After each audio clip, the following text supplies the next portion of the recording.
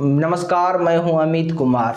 होली तो मनाते हैं हम, होली त्योहार है हमारा, लेकिन लाभ ले जाता है चाइना। आज हमने होली मनाया, लेकिन हमारे होली मनाने से चाइना की अर्थव्यवस्था को, चीन की अर्थव्यवस्था को गति मिली, उसकी अर्थव्यवस्था की उन्नति हुई। ऐसा क्यों होता है हमारे देश में? हमारे देश के त्योहारों को इस प्रकार से आधुनिकता के में जकड़ दिया गया है, आधुनिकता के जंजीरों में कैद कर दिया गया है कि आज हमारे देश में जब भी कोई त्योहार होता है तो हम अपने देसी कारीगरों के द्वारा बनाए गए सामान से अधिक जो चाइना का सामान आता है, जो चीन से सामानों का आयात होता है, उसकी चड़क भड़क के आगे हम आज अट्रैक्ट हो जाते हैं, हम आकर्षित हो जाते हैं। और कहीं ना कहीं आज सस्ते होने के कारण भी आज हम उन सामानों को खरीदते हैं। और कहीं ना कहीं हमारे देश के जो अपने कारीगर हैं, जो अपने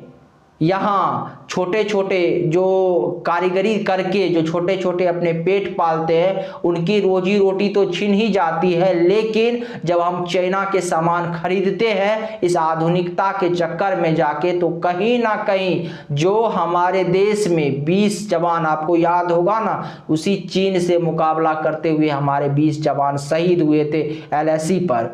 और सोचिए 1962 का जख्म अभी तक ये देश भूला नहीं है। 1962 में चाइना ने हमको किस प्रकार का जख्म दिया, और आज भी वो जख्म हरा है, आज भी वो जख्म भरा नहीं है। लेकिन इसके बावजूद चाइना से सामान आयात होता है, चीन से, और बड़ी शौक से हम खरीदते हैं। होली में ही ले लीजिए, चीन से आयात होने वाले पिचकारी का एक से एक मॉडल आपको नजर आएगा, और सारा कुछ हमारे मार्केट में भरा पड़ा है।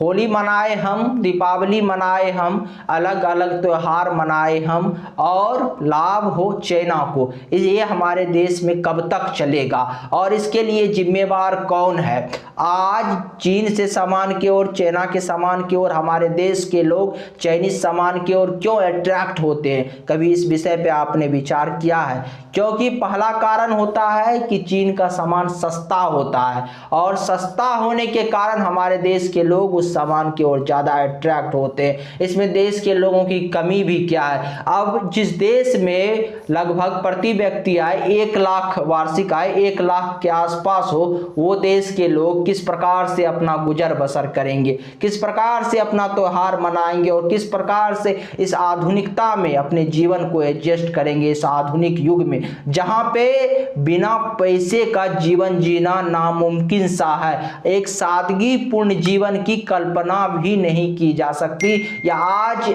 जो है एक स्थिर या सादगी पूर्ण जीवन जो आज से 30-40 बरस पहले लोग जीते थे, उस प्रकार के जीवन की कल्पना भी आज के दौर में नहीं की जा सकती। और यदि अगर उस प्रकार के जीवन आज के समय में कोई जीने का प्रयास भी करता है तो हम उसको पिछड़ा या बैकवर्ड कह देते हैं, हम उसको अविकसित कह देते हैं, और ना जाने समाज में उसको किस प्रकार से पिछड़ेपन के दृष्टि से देखा जाता है। इसीलिए हमको मुकाबला तो इस आधुनिक बाद से भी करना है, लेकिन इस आधुनिकवाद से मुकाबला करने के लिए हमारे देश के छोटे छोटे कारीगरों को, हमारे देश के संसाधनों को, हमारे देश के रिसोर्स को उस प्रकार से डेवलप नहीं किया गया। और नहीं किया गया तो इसके लिए जिम्मेवार कौन है? क्या आज उन तमाम लोगों से प्रश्न नहीं पूछा जाना चाहिए जो आज तक इस देश पे जिन्होंने राज्य किया, जिन्होंने पीढ़ी दर पीढ़ी इस देश पे राज्य किया,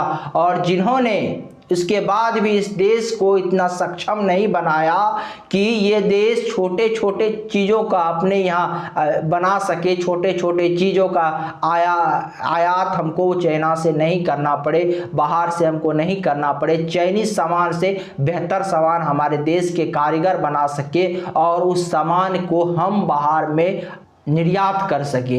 ऐसा क्यों नहीं हो पाया? हमारे यहाँ लोग टैलेंटेड है, हमारी आबादी पूरे विश्व में दूसरे स्थान पे है, और अब तो शायद हम चाइना से भी आगे निकल गए होंगे। अब लगभग हमारी आबादी 140 करोड़ या उससे अधिक हो गई होगी। सोचिए 140 करोड़ लोग, 280 करोड़ हाथ हुए।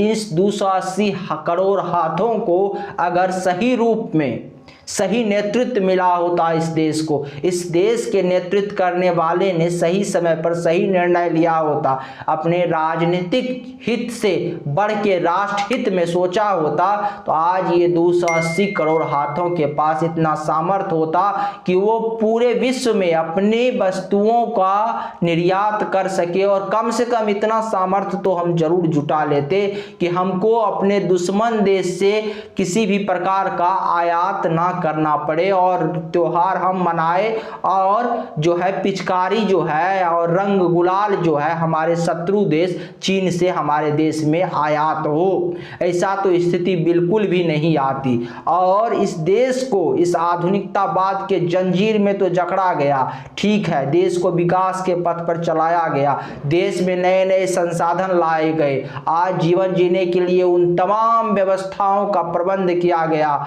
उन चीजों का मार्केटिंग किया गया और मार्केटिंग करके जीवन को चरकदार भड़कदार बना दिया गया। ठीक है, बनाइए, लेकिन जिस प्रकार से जीवन के एक पहलू का विकास किया गया, याद होगा ना, आज से सोचिए, आज से 25-50 साल पहले, 100 साल पहले क्या इस प्रकार की, जिस प्रकार की आज नए नए टेक्नोलॉजी के पिचकारी आ गया है रंग खेलने के लिए, जिस प्रकार से आज चाइनीज बल्ब आते हैं दीपावली में, जिस प्रकार से आज मूर्तियां आती है अलग अलग हिंदू हमारे देवी देवताओं का, क्या आज से 50 साल पहले ये सारे चीज आता था? नहीं आता था। और आज से 50 साल पहले हम बड़ी खुशी से रहते थे, बड़ी हंसी से रहते थे और अपने त्योहार को भी बड़े शानदार तरीके से मनाते थे। लेकिन आज इस प्रकार से हमें एक मार्केट में तब्दील कर दिया गया है, इस प्रकार से हमें मार्केटिंग के जाल में फंसा दिया गया है कि आज जब हमारे घर में इन सारे चीज़ों की मौजूदगी नहीं होती है तो हम अपने आप को पिछड़ा महसूस करते हैं, हम अपने आप को बैकवर्ड महसूस करते हैं, या समाज हमको बैकवर्ड की दृष्टि से देखता है, समाज हमको पिछड़ा समझता है। आज समाज में ये स्थिति आ गई है, इसके बिना जीवन नहीं। यानी आज जब हम त्योहार मनाते हैं तो सारा कुछ जो आधुनिक वे से जो चीज़ें बनाया गया है, अलग अलग उपकरण का हम प्रयोग करते हैं, चाहे आप दीपावली ले लीजिए, चाहे आप होली ले लीजिए, तमाम जो हमारा त्योहार होता है, और इस मार्केट के जाल में हमको इस मार्केटिंग में फंसा दिया गया है। और इसके जरिए लाभ किसको हो रहा है? अगर इस पे हमको फंसाया भी गया है तो इसमें लाभ हो रहा है हमारे शत्रु देश का, चीन का लाभ हो रहा है। सोचिए, अगर हमारे जो सुविधा है, हमारे जो व्यवस्था है, हमारे आवश्यकताओं को बढ़ाया गया, लेकिन एक पहलू दूसरे तरफ डालिए। आज से 50 वर्ष पहले जब दीपावली मनता था तो मिट्टी के दिए से मनता था, मिट्टी के जो अलग अलग दिए बनाते थे हमारे कारीगर, उससे मनता था दीपावली। मिट्टी के और पत्थर पे जो मूर्तियां बनती थी, मिट्टी और पत्थर को उकेड़ के जो हमारे कारीगर बनाते थे, उस मूर्तियों का हमारे यहाँ प्रयोग होता था। आज से पहले हमारे यहाँ रंग जो होता था, अलग अलग जो कृत्रिम रंग बनता था, उसका कोई नुकसान भी नहीं है, और प्राकृतिक रूप से जो रंग तैयार होता था हम उससे जो है होली मनाते थे।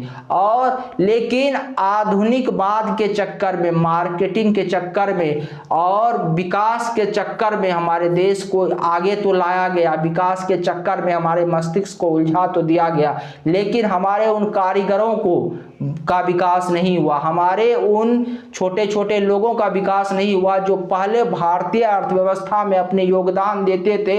और जब हम दीपावली मनाते थे तो उन छोटे छोटे कारीगरों का भी दीपावली मनता था। ये पूरे एक अर्थव्यवस्था को नियंत्रित करता था और इससे हमारे पूरे देश की व्यवस्था नियंत्रित होती थी हमारे पर्वों से, और सबों को बीच खुशियां होती थी। लेकिन आज हम होली और दीपावली मनाते हैं और खुशी जाती है चाइना के पास। हमारे यहाँ तत्काल एक दिन, जिस दिन पर्व होता है उस दिन तो हम बहुत खुश होते हैं और होली दीपावली मनाते हैं, लेकिन मालामाल हो रहा है चीन का लोग। क्यों मालामाल हो रहा है? क्योंकि हमारे देश के हुक्मरानों ने, हमारे देश के वो लोग जिसके पास देश का नेतृत्व था, उन कारीगरों को डेवलपमेंट पे खर्च नहीं किया, उसके विकास पे खर्च नहीं किया, और उसको पिछड़ा, मतलब एक तबका हमारे देश का जो था, जो हमारे परंपरा से चलने वाले वाले चीज़ें थी उसको पिछड़ा करार दिया गया, हमको बैकवर्ड करार दिया गया और कहा गया कि वो तमाम चीज़ें जो हमारे अपने टेक्नोलॉजी थे, जो प्राचीन काल से हमारे यहाँ चलते आ रहे थे, उस पर रिसर्च ना होने के कारण वो जो है वो कहीं ना कहीं दब गए। और एक तबका जो अपने आप को बड़ा हाई क्लास का तबका मानता था, जो हर बात पे अपने आप को एडवांस मानता है, वो तबका हमारे उन लोगों को पिछड़ा समझ के उसका विकास नहीं होने दिया, या कई सौ वर्षों तक हमारा देश गुलाम था। ये भी एक कारण था कि हमारे उन संस्कृति के, हमारे वो अर्थव्यवस्था का, जो हमारे उस जो कारीगर था उसकी जो महत्ता थी, उसकी जो खूबसूरती थी, उन चीज़ों को वो समझ ही नहीं पाए। और इसके लिए जिम्मेवार है हमारा वो हुक्मरान। जब हमारा देश तो आज़ाद हो गया और देश आज़ाद होने के बाद हमने आधुनिकीकरण को भी अपनाया, लेकिन हम अपनी विकास के लिए उन तमाम दूसरे लोगों पे निर्भर रहे। हम तमाम अपने चीज़ों को दूसरे संस्कृति के हिसाब से ढाले और हम पर्व त्योहार से लेके हर चीज में जो है पश्चात का नकल किए या दूसरी सभ्यता का नकल किए, ना कि अपने लोगों को आगे बढ़ाए और ना ही अपनी सभ्यता, अपनी संस्कृति के जो वैज्ञानिक पहलू थे उसको आगे बढ़ाने पे जोर दिया।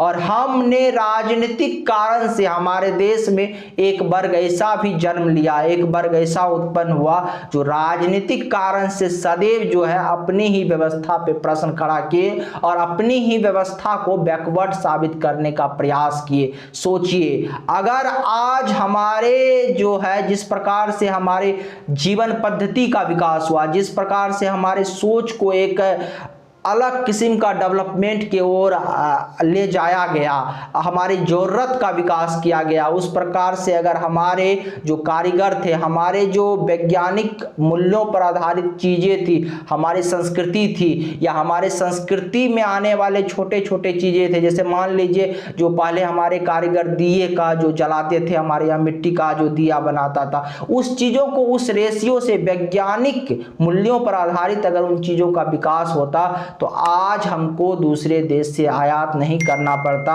और आज हमारे बाजार में खुलेआम जो है चाइनीज सामान नहीं बिकता और पिचकारी से लेकर जो है दिया तक आज हम चाइनीज सामानों पर निर्भर नहीं रहते। अगर आपको हमारी जानकारी अच्छा लगे तो चैनल को सब्सक्राइब कीजिए, वीडियो को शेयर कीजिए। नमस्कार, धन्यवाद।